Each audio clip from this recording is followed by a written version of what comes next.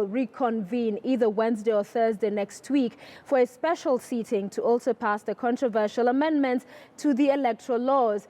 KTN has confirmed that the Senate Speaker has issued a gazette notice for December 27th sitting, which will begin at 9:30 a.m. However, Interior CS Joseph Nkaiserry has declared Tuesday a public holiday, meaning a new gazette notice might be issued again.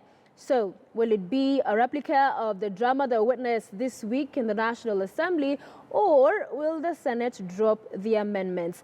Our senior political reporter Duncan Khaemba is still keeping an eye on that beat and now reports.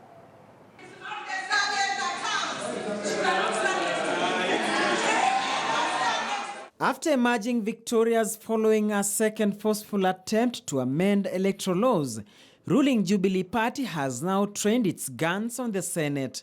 Multiple sources have confirmed the Speaker of the Senate, Ekwe Thuro, had already gazetted the Tuesday, December 27th special sitting, following a petition by Senate Majority Leader Kithure Kindiki.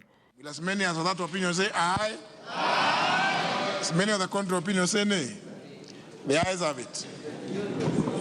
This follows claims that the sitting has been okayed after Jubilee was forced to shelve its initial plan of bypassing the Senate to avoid a similar fiasco that unfolded in the National Assembly.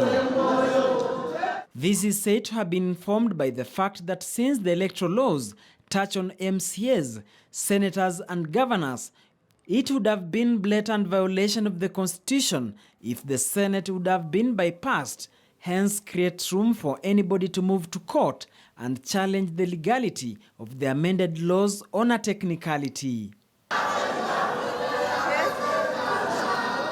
However, as things stand, Jubilee might still have its way in the Senate, though by a slim margin, should the motion be put on a vote, since the party no longer enjoys a clear majority in the Senate, like in the National Assembly. In terms of numbers, Jubilee has 23 elected senators, while CORD had 20, with then Amani coalition having 4 to make a total of 47, since nominated senators cannot take a vote. However, CORD has lost one member to Rukana Senator John Munyes, who has ditched Ford Kenya for Jubilee Party, thus increasing their number to 24.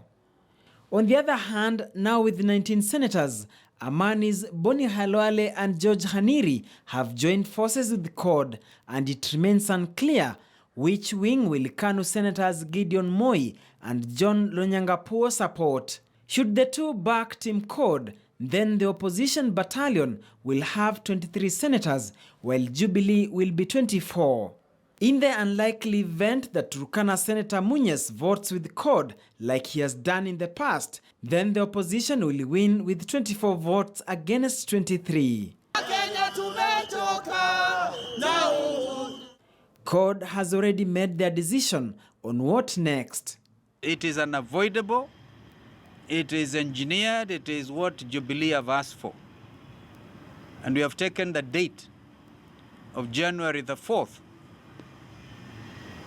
to start this action.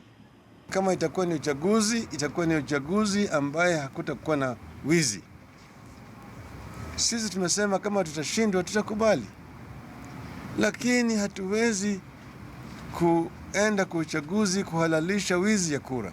However, Interior CS Joseph Nkaiserry has gazetted Tuesday as a public holiday, meaning the special sitting could be moved to either 28th or 29th December.